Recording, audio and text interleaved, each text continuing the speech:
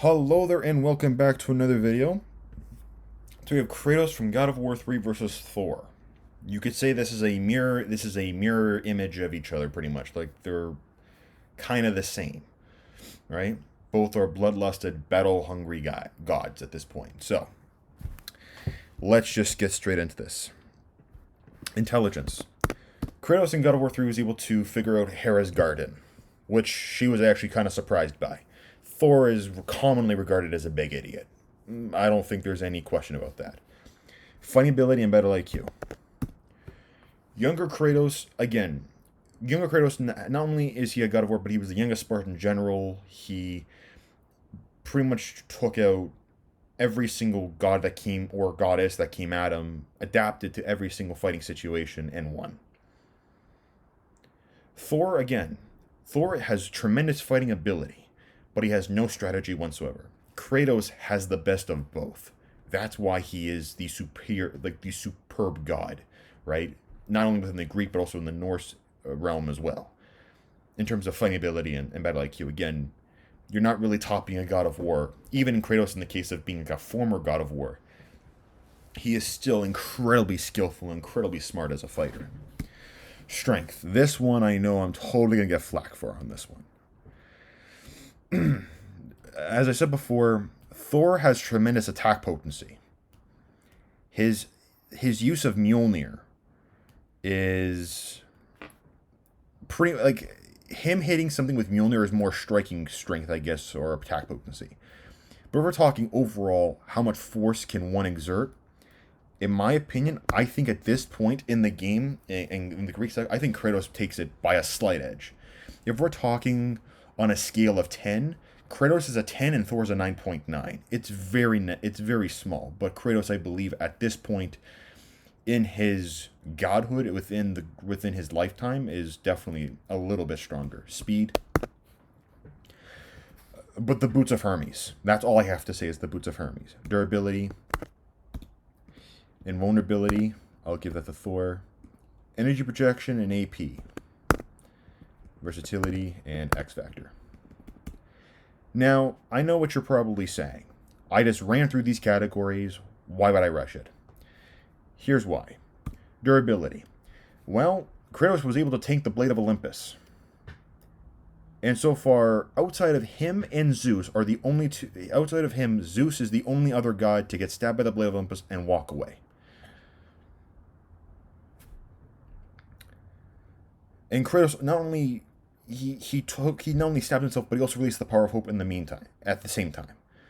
Apparently, some people have said or speculated that he regained his full godhood by stabbing himself with the Blade of Olympus. I don't really know if that's true or not, but Kratos is able to take that. Thor at this point, Thor in the Norse schemes, again, any weapon, like if Kratos were to hit Thor with the Leviathan axe straight to the head, Thor would die.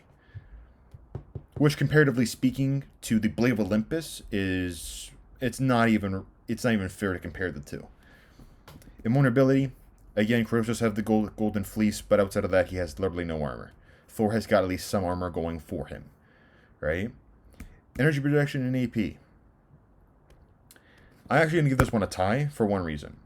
Thor does have a fairly decent amount of energy projection, and his AP is definitely, I think, greater than that of Kratos is from God of War 3. The only real thing, really, I mean, in terms of overall energy projection, again, you have Claws of Hades, Blades of Retribution, Blades of Chaos, or Blades of Exile, I guess, right? You have Apollo's Bow. You have far more in terms of variety, in terms of energy projection. And of course, with the Blade of Olympus, AP is there too, but Mjolnir is also... I mean, you can't discount you can't discount how powerful Thor and Mjolnir are together. That's what makes Thor incredibly powerful. Thor without Mjolnir, I think, would get bodied pretty easily, but Thor with Mjolnir is... That's what made Jormungandr go back in time, is because Thor hit Jormungandr so damn hard with Mjolnir that he sent him through time. You can't discount that feat. That's an impressive feat, probably one of the top-end feats in terms of overall impressiveness within the God of War universe. Versatility. Again, Thor has flight, electrokinesis, and that's about it. I mean, strength and speed and whatnot, but in terms of additional abilities, he doesn't really have much. Kratos with all of his weapons, I mean, come on. And not to mention, he has the Nemean Cestus, which is kind of like a counter to Mjolnir. Because Nemean Cestus, again, are probably it's probably the most durable weapon in the God of War universe, because not even the Blade of Olympus could destroy Onyx, but the Nemean Cestus could. And then you have X Factor. It's the power of hope. Even if Thor kills Kratos, Kratos can come back. So I think in this fight, I know this is a little bit off. I wouldn't have initially predicted this. But when you consider everything that Kratos, by this point in God of War 3, can do and what he has dealt with, I'm sorry, but if Kratos can beat the big three and all the Olympians, not to mention the primordial god of death, and that's in a not as powerful form compared to Thor, it's just Thor isn't as powerful as Zeus. And I know for a fact in my Zeus versus Thor video, I probably gave Zeus the win on that one. Right?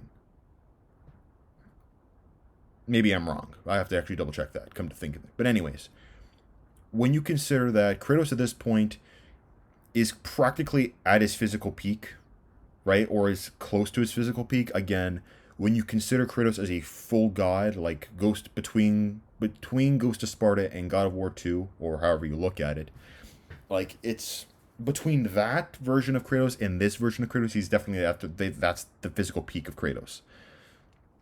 You then throw on all the abilities and all the weapons that he has, I have no question in my mind he would overwhelm Thor.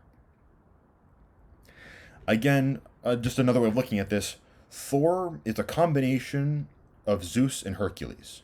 He's got the electrokinetic abilities of Zeus, and he's got the physical strength of someone like Hercules. He's kind of in between those two. Kratos at this point in the game can take on someone like that with very, very few issues. So I think Kratos wins this one. I hope you enjoyed this video. Please leave any insight in the comment section below. I hope you have a great day, and stay tuned for more.